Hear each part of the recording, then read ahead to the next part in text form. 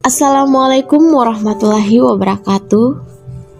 Halo guys, pada kesempatan kali ini Mimin akan menceritakan sebuah alur film India yang mengajarkan kepada kita untuk saling menghargai, bersikap toleransi antar umat beragama, memiliki pesan moral yang kaya akan makna, sehingga kita bisa mengambil hikmah dan pelajaran dalam kehidupan sehari-hari. Meski dirilis pada tahun 2015 silam, Mimin rasa film ini masih sangat layak untuk ditonton. Oke, tanpa berlama-lama lagi, langsung saja ke alur ceritanya. Bajrangi Bhaijaan. Film diawali di sebuah desa terpencil di pegunungan. Warga di sini hidup sangat bahagia. Terlihat ada seorang ibu yang sedang mengandung, asik bercerita sama teman di dekatnya. Kemudian kita dibawa ke 6 tahun kemudian di sebuah kereta. Nampak ada seorang anak kecil bersama ibunya. Akhirnya kita tahu anak itu bernama Syahida dari percakapan ibunya dengan seorang nenek.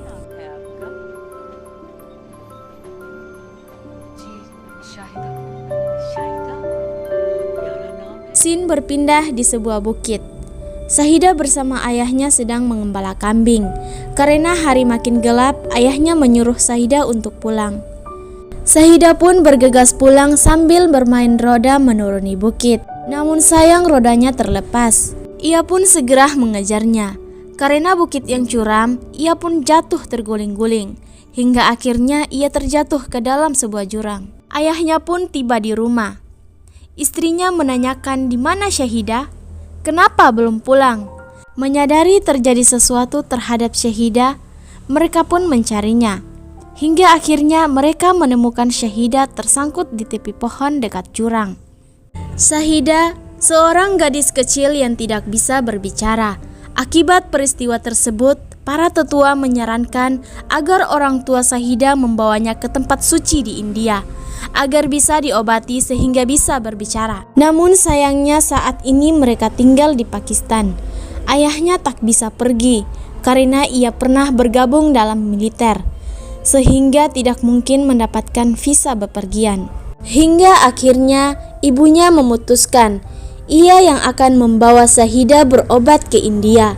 Apapun resikonya, ia akan menanggungnya dan ingin tetap pergi demi kesembuhan anaknya.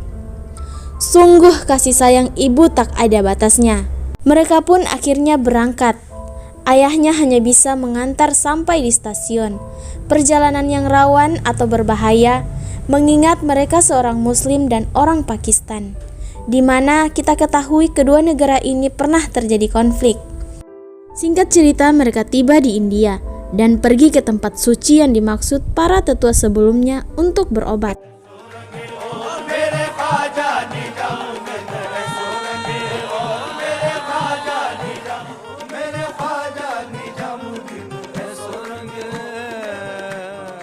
Hingga akhirnya mereka kembali ke Pakistan. Kemudian kita diperlihatkan scene di awal film tadi, di mana ibunya sedang bercerita dengan seorang nenek di dalam kereta. Akibat adanya kerusakan, kereta pun terpaksa berhenti di tengah perjalanan. Hingga akhirnya mereka pun semua tertidur.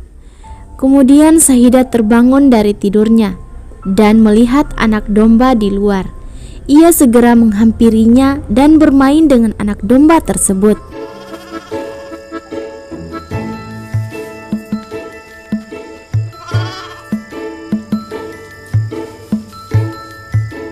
Tanpa ia sadari, kereta yang ia tumpangi berjalan kembali. Ia hanya bisa mengejar sambil melambaikan tangan. Karena ia masih bisu, Syahida pun menangis. Kemudian terlihat ada kereta lain yang berhenti di depannya. Ia pun segera menaikinya. Namun sayang, kereta itu memiliki tujuan yang berbeda. Tak lama setelah itu, ibunya terbangun dan mencari Syahida.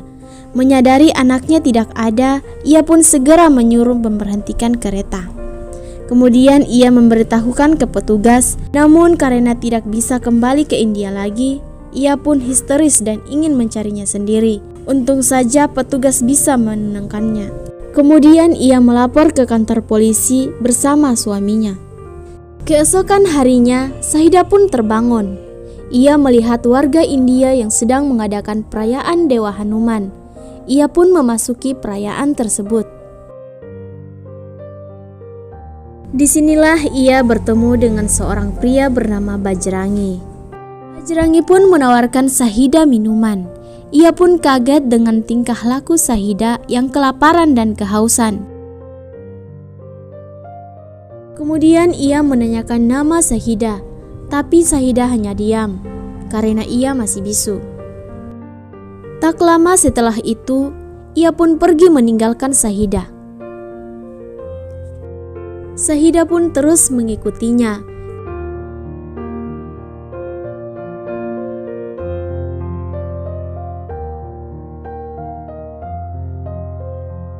Hingga ia membawa Sahida ke kantor polisi. Namun polisi menolak jika Sahida ditinggalkan di sana. Akhirnya Bajrangi membawa Sahida pulang.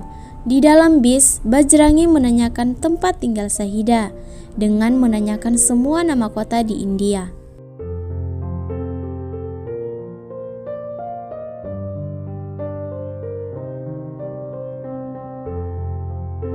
Para penumpang lainnya pun membantunya menanyakan tempat tinggal Sahida. Tapi sayangnya hasilnya nihil.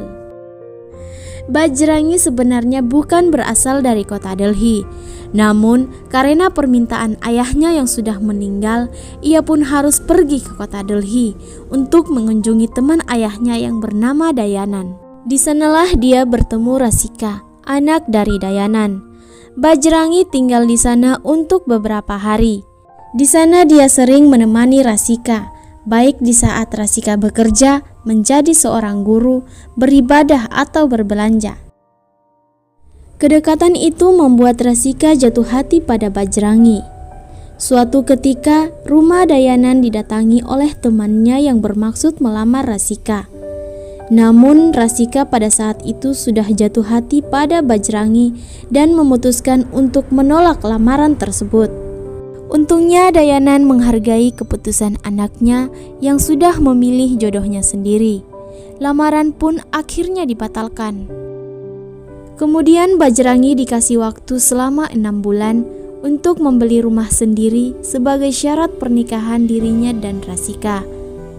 Karena itulah Bajrangi kembali datang ke Delhi untuk membicarakan ke orang tua Rasika tentang perkembangan DP rumah yang sedang diusahakan. Para penumpang di sana pada riang gembira mendengarkan cerita cinta Bajrangi. Setibanya di rumah Rasika, Bajrangi pun menjelaskan tentang Sahida sebagai anak yang hilang. Dayanan pun berkata, "Bagaimana jika orang tua Sahida tidak mencari anaknya? Sampai kapan kau begini? Lebih peduli terhadap orang lain daripada dirimu sendiri. Kau seharusnya bekerja keras membelikan Rasika rumah baru, dan barulah kau bisa menikah. Ingat itu," kata Dayanan.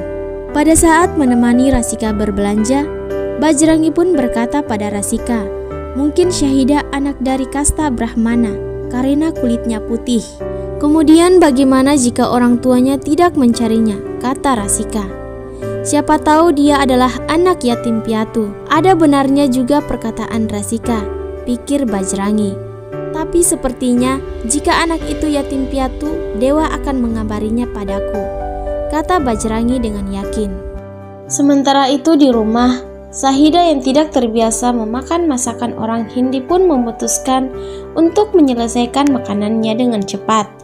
Dan ketika di dapur, dia mencium aroma ayam goreng yang dimasak oleh tetangganya Dayanan, yang kebetulan merupakan seorang Muslim. Jadi, Sahida pun akhirnya pergi ke sana. Ketika Bajrangi dan Rasika kembali ke rumah, mereka mendengar kabar kalau Sahida hilang. Mereka pun mencarinya. Setelah melakukan pencarian, akhirnya Rasika menemukan Sahida sedang memakan ayam dan daging di rumah seorang Muslim. Bajrangi pun merasa kaget, dan ternyata dugaannya selama ini salah. Karena kalau Sahida berasal dari kasta Brahmana, dia tidak akan memakan daging hewan. Informasi tentang keberadaan orang tua Sahida pun masih belum mereka ketahui, karena kondisi Sahida yang bisu. Di rumah makan pun Sahida dipesankan ayam dan makan terpisah dari mereka. Mungkin Sahida adalah kasta kesatria, karena mereka juga kadang-kadang makan daging hewan, kata Bajrangi yang masih berpikir kalau Sahida adalah orang Hindi seperti mereka. Di sana Sahida pun menangis ketika melihat seorang anak yang disuapi oleh ibunya. Melihat hal itu, Bajrangi dan Rasika pun mencoba menghibur Sahida dengan melakukan joget ayam agar Sahida tidak bersedih lagi. Hari demi hari pun berlalu. Bajrangi dan Rasika sering membawa Sahida kemanapun mereka pergi, bahkan ketika beribadah di pasar. Tapi Sahida adalah seorang Muslim. Dia pergi beribadah di sebuah musola yang ada di pasar. Bajrangi yang melihat Sahida tengah beribadah pun menjadi heran dan menyadari kalau ternyata anak kecil yang ia tolong adalah seorang Muslim. Dia pun keluar dari musola itu dan mengabari hal ini kepada Rasika.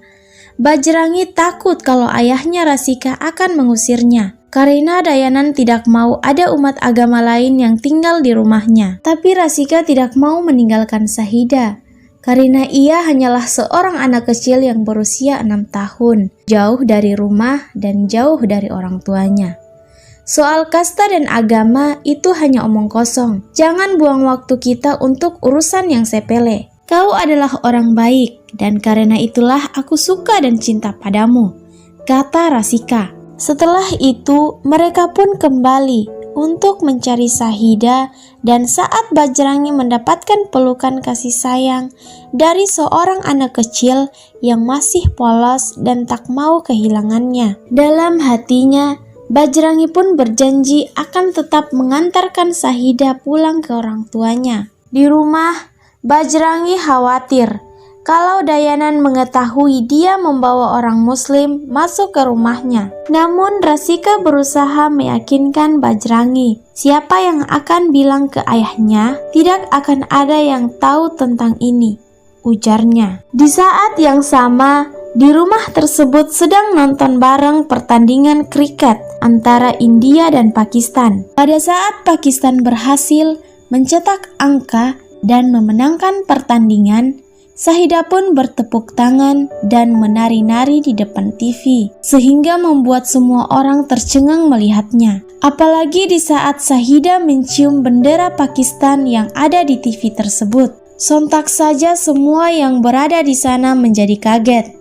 Bajrangi pun bertanya kepada Sahida, apakah dia berasal dari Pakistan? Dan Sahida pun angkat tangan dan mengangguk kepalanya. Dayanan pun marah besar kepada Bajrangi dan menyuruh Bajrangi untuk mengantarkan Sahida ke kedutaan Pakistan di India. Dayanan masih punya dendam tersendiri kepada orang Pakistan akibat konflik di masa lalu. Dayanan tidak mau kalau Sahida masih berada di dalam rumahnya lagi. Jadi keesokan harinya, Bajrangi mencoba pergi menuju ke kedutaan Pakistan dan menjelaskan yang terjadi. Namun karena paspor Sahida ada dengan ibunya, jadi permintaan itu ditolak. Bajrangi pun diusir oleh petugas keamanan karena terus memaksa untuk meninggalkan Sahida di sana. Di saat yang bersamaan, terjadi rusuh di kantor kedutaan tersebut. Untungnya mereka berhasil keluar. Namun, efek dari kerusuhan tersebut, akhirnya kantor kedutaan itu ditutup dan visa untuk ke Pakistan dibekukan selama 1 bulan.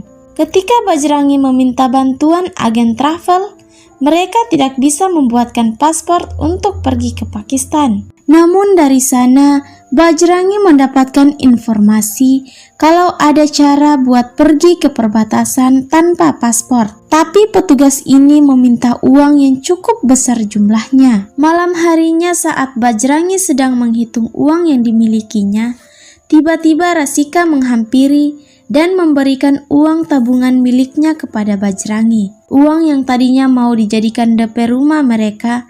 Namun untuk saat ini yang terpenting adalah bagaimana caranya kita bisa memulangkan Sahida, kata Rasika.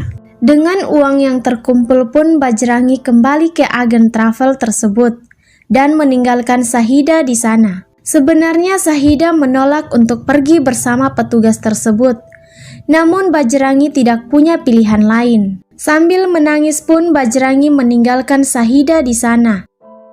Dalam perjalanan pulang, Bajrangi melihat orang yang menjual gelang yang disukai Sahida. Dan akhirnya Bajrangi membelikan hadiah perpisahan untuk Sahida. Dan langsung bergegas menyusul Sahida ke tempat di mana tadi ia meninggalkannya. Namun sudah terlambat, kantor agen travelnya sudah keburu tutup.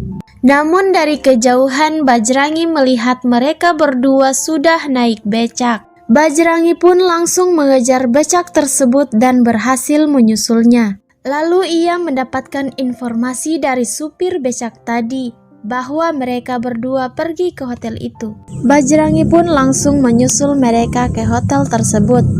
Hotel ini adalah hotel esek-esek tempat tidak benar. Bajrangi kemudian langsung mencari-cari Sahida dari kamar ke kamar, sehingga mendapatkan kalau si petugas tadi tengah bertransaksi dengan mucikari untuk menjual Sahida. Bajrangi pun menjadi geram dan marah. Matanya merah, darahnya mendidih. Sahida pun langsung berlari untuk memeluk Bajrangi. Preman yang ada di sana mencoba merebut Sahida kembali, tapi Bajrangi berhasil membuat preman itu keluar jendela.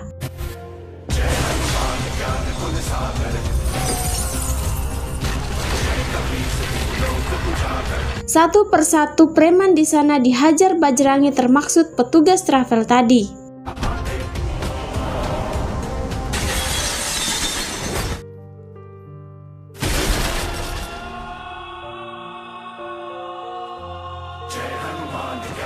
Karena sudah tidak percaya lagi dengan siapapun, Bajrangi pun memutuskan untuk memulangkan Sahida ke Pakistan sendirian. Tanpa paspor, tanpa visa, Bajrangi dengan keyakinannya berniat untuk memulangkan Sahida dengan usahanya sendiri. Singkat cerita, mereka pun pergi dengan bis dan melanjutkan perjalanan dengan berjalan kaki. Di tengah perjalanan, Bajrangi dicegat oleh seorang lelaki bernama Ali. Dia pun ditawari tumpangan, akan tetapi harus membayar sejumlah uang. Bajrangi menolak dan memilih untuk terus berjalan kaki. Tapi Ali meyakinkan kalau pagar perbatasan itu dialiri listrik bertegangan tinggi. Petugas perbatasan pun akan menembakimu, baru bertanya ke mayatmu, "Apakah kau orang India atau Pakistan?" kata Ali. "Demi kebaikan anak ini, mari ikut denganku," katanya. Akhirnya Bajrangi pun naik mobil, dan mereka pun sampai di perbatasan. Kemudian Ali membantu mereka untuk melewati pagar itu dengan terowongan. Ketika sampai di seberang, Bajrangi malah tidak mau pergi, sampai dia meminta izin tentara jaga supaya diizinkan untuk lewat. Ali pun tidak habis pikir, karena Bajrangi punya pemikiran seperti itu. "Tentara jaga akan menembaki kita," katanya. Namun Bajrangi adalah orang jujur. Dia harus meminta izin terlebih dahulu. Ali pun akhirnya pergi meninggalkan Bajrangi dan Sahida. Ketika tentara memergoki mereka, Bajrangi mengatakan semuanya dengan jujur, termaksud cara dia melewati pagar itu dengan terowongan.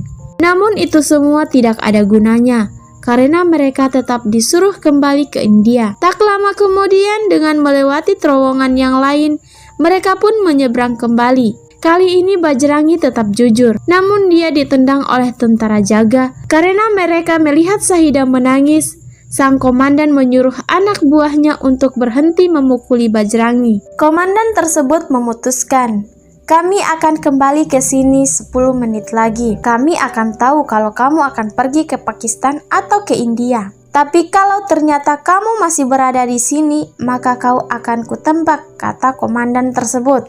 10 menit kemudian, Bajrangi dan Sahida masih tetap di sana. Bajrangi tetap bersikeras kalau dia butuh izin dari tentara jaga dan berjanji jika sudah mengantarkan Sahida pulang ke orang tuanya, maka dia akan kembali. Akhirnya hati sang komandan pun luluh juga. Mereka berdua mendapatkan izin untuk masuk ke wilayah Pakistan.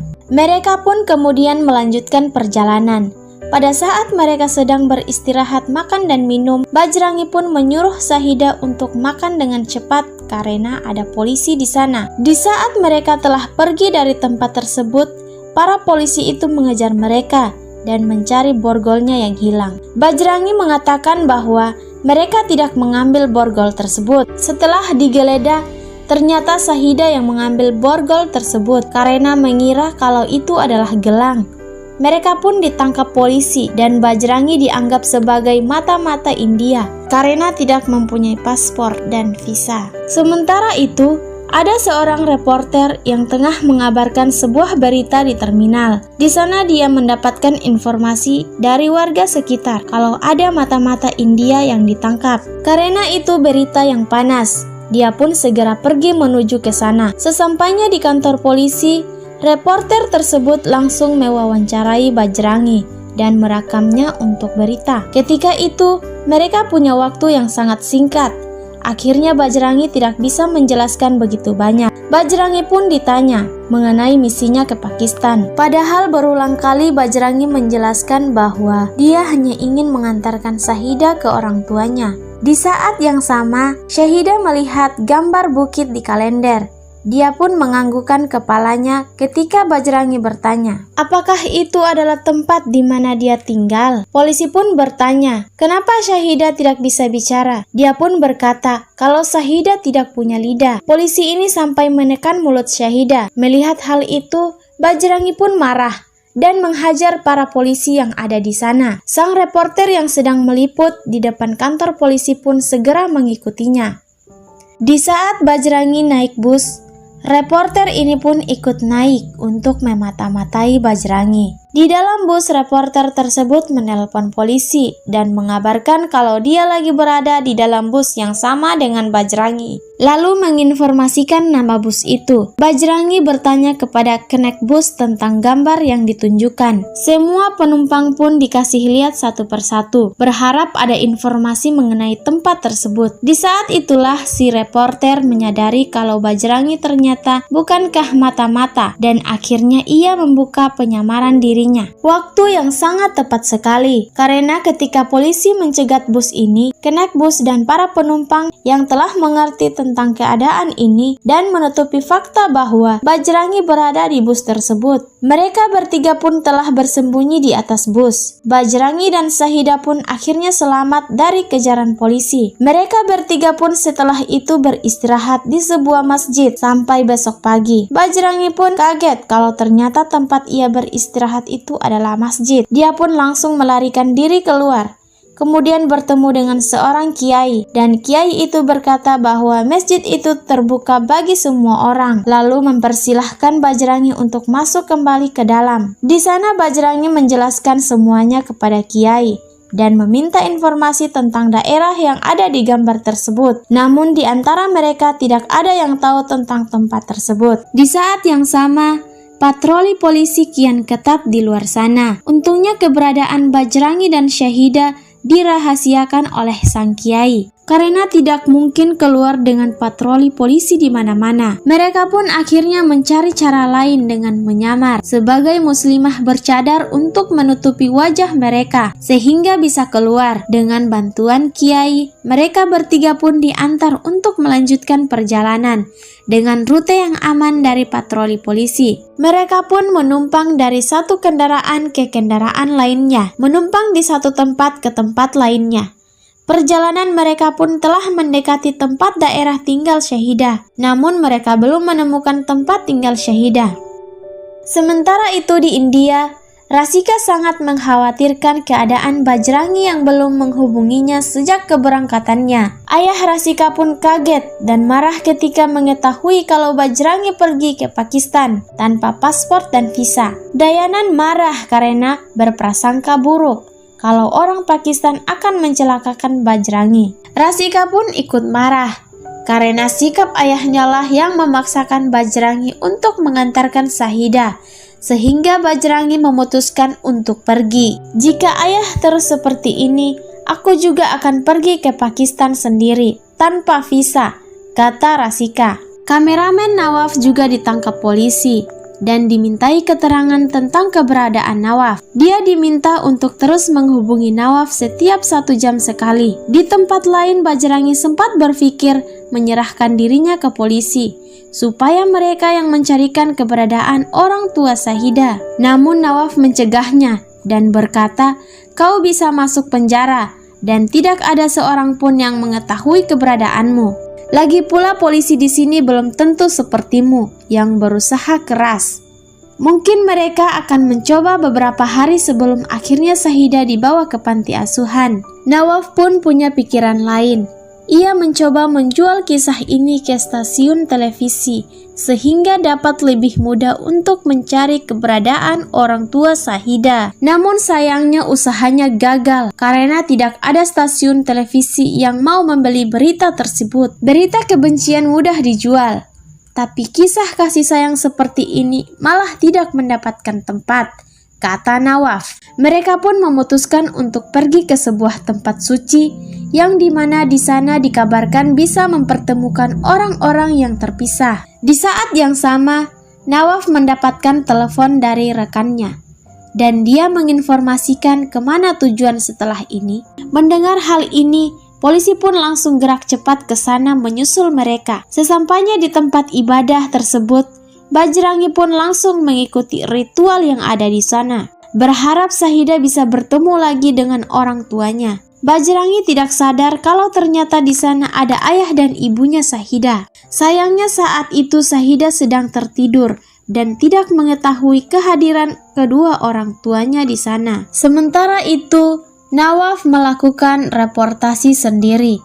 Dalam rekaman tersebut, Nawaf menceritakan tentang kisah Bajrangi yang nekat menebus perbatasan yang hanya untuk mengantarkan Syahidah ke orang tuanya. Di negeri Pakistan, Nawaf berharap dengan video ini Bajrangi dapat mengantarkan Syahidah dan bisa pulang ke India dengan selamat. Kemudian ia mengupload video tersebut di YouTube. Di video tersebut dia juga mengabarkan bahwa stasiun televisi semuanya menolak untuk menyiarkan berita tersebut karena kisah ini dianggap sampah dan buang-buang waktu saja. Di saat sedang di warnet, Nawaf melihat rekannya bersama polisi datang. Nawaf sadar bahwa lokasinya dan Bajrangi sudah diketahui oleh polisi. Untungnya Nawaf dengan cepat menyusul Bajrangi.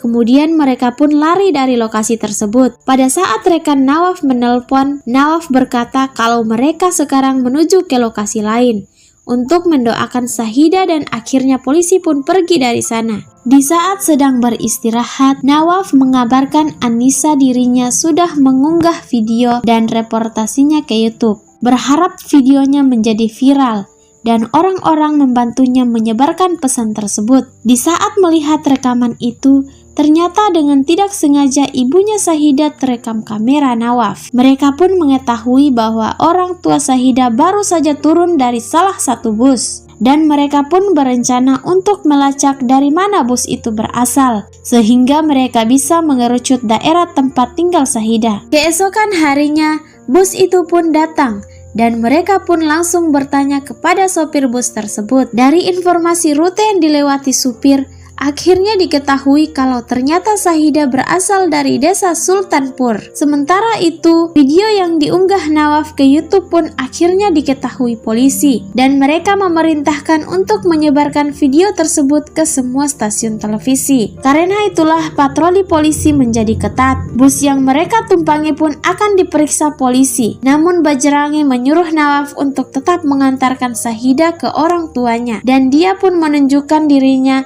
ke polisi, sehingga mereka berdua punya waktu untuk lari. Bajrangi pun kejar-kejaran dengan polisi dan mendapatkan pukulan. Dia pun akhirnya tertangkap. Sementara itu, Nawaf berhasil mengantarkan Syahidah pulang ke desanya. Berkat perjuangan keras dari seorang Bajrangi, akhirnya ibu dan anak ini dapat bertemu kembali. Pertemuan seorang ibu dan anak ini sungguh haru dan menyentuh hati.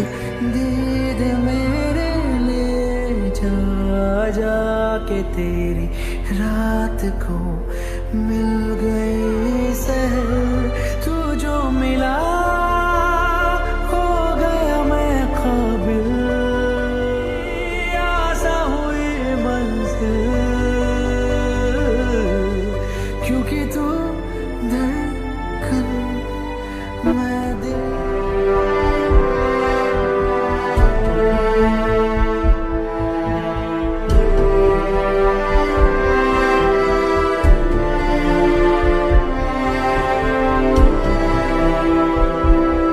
sisi lain, Bajrangi dihajar habis-habisan oleh polisi dan disiksa di tahanan.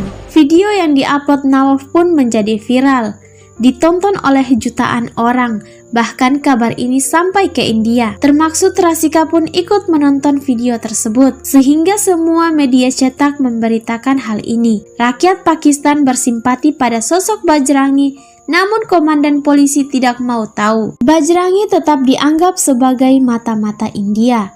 Walaupun sudah diketahui fakta bahwa Shahida memang hilang di India, komandan polisi tersebut tetap tidak peduli. Seorang petugas yang ditugaskan oleh komandan polisi untuk menyiksa Bajrangi sampai mencari tahu kebenarannya di India. Kemudian polisi tersebut pun mendapatkan informasi bahwa memang benar kalau Bajrangi memang pernah datang ke kantor polisi bersama dengan Shahida. Lalu dia pun mengabarkan hal tersebut kepada komandannya. Namun si komandan laknat ini tetap memaksa bahwa Bajrangi harus mengaku sebagai mata-mata India, bahkan mengancam mencutikan petugas ini jika dia tidak berhasil membuat Bajrangi mengaku. Petugas ini pun merasa heran dengan atasannya, dan untungnya dia masih punya hati nurani. Dia berpikir kalau seorang pria seperti Bajrangi sampai ditahan di penjara Pakistan seumur hidupnya, maka itu hanya akan mencoreng kehormatan negaranya, dan dia tidak mau membiarkan hal itu terjadi. Sementara itu, Nawaf akhirnya dibantu oleh sebuah stasiun televisi untuk menyebarkan berita ini. Nawaf berkata bahwa Bajrangi saat ini ditahan di penjara Pakistan hanya karena permusuhan antar dua negara mereka. Nawaf mengajak para pemirsa untuk mengakhiri permusuhan ini, baik itu dari rakyat India ataupun rakyat Pakistan, supaya kita bisa membesarkan anak-anak kita dengan penuh cinta dan bukan kebencian semata, ujarnya. Nawaf juga mengajak para pemirsa untuk melakukan aksi besar-besaran di perbatasan. Kabar itu pun membuat komandan polisi tadi kalang kabut dan panik. Dan benar saja keesokan harinya, ribuan orang datang berbondong-bondong dalam aksi menuntut kebebasan Bajrangi dari sisi India maupun Pakistan. Semuanya berkumpul di perbatasan. Dan Nawaf akhirnya bertemu lagi dengan Bajrangi dan membawa kabar gembira bahwa Shahida telah bertemu dengan kedua orang tuanya. Nawaf pun menyuruh Bajrangi untuk mengunjungi Pakistan lagi, tapi bukan dengan terowongan melainkan dengan paspor dan visa. Semua orang pun mengantarkan Bajrangi dengan meneriakkan namanya. Bajrangi, Bajrangi, Bajrangi, Bajrangi, Bajrangi, Bajrangi. Sebenarnya para tentara perbatasan tidak mau membukakan pintu gerbang, namun karena mereka kalah jumlah, terpaksa mereka mengalah dan membiarkan Bajrangi menyeberang ke India. Orang-orang Pakistan pun membuka gerbang tersebut, dan Bajrangi dengan tertatih-tatih berjalan keluar menuju pintu gerbang India, di mana Rasika dan keluarganya sudah siap menyambut Bajrangi yang telah lama mereka rindukan. Namun ketika Bajrangi menyeberang dengan tertatih-tatih, tiba-tiba Shahida datang menyusul Bajrangi, mungkin untuk terakhir kalinya. Saat itu Bajrangi sudah menyeberang dan hampir masuk ke wilayah India. Shahida tidak bisa memanggil Bajrangi karena sudah terlalu jauh. Namun dengan ajaibnya, tiba-tiba Shahida dapat berbicara. Keinginannya untuk memanggil Bajrangi lah yang memicu keluarnya suara Shahida.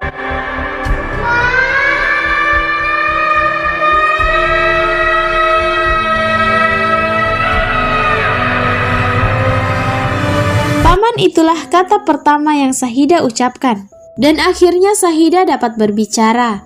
Bukan karena ritual yang macam-macam, bukan karena pengobatan medis, akan tetapi karena keinginannya, karena kasih sayangnya dan dorongan batinnya untuk berterima kasih kepada Paman Bajrangi yang telah menyelamatkan dan menolong dirinya.